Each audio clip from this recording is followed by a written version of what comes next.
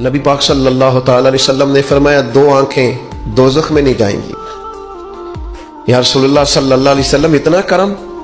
وہ 2 آنکھیں کون سی ہیں؟ فرمایا ایک وہ جو اللہ کی راہ میں رات جاگتی رہی، کسی سرحد پر پہرہ دیا، کوئی ڈیوٹی کی، کوئی خدمت کی، راہ خدا میں جو آنکھیں بیدار رہی راہ خدا میں، دوزخ میں نہیں جائیں گی۔ اور دوسرا فرمایا جو رب کی یاد میں رو پڑی، جس سے خشیت آئی، جو ڈر گیا، پر ڈرا اللہ کے، آنسو فار سیل نہ ہو، کوئی اداکاری کا ماحول نہ بنائے،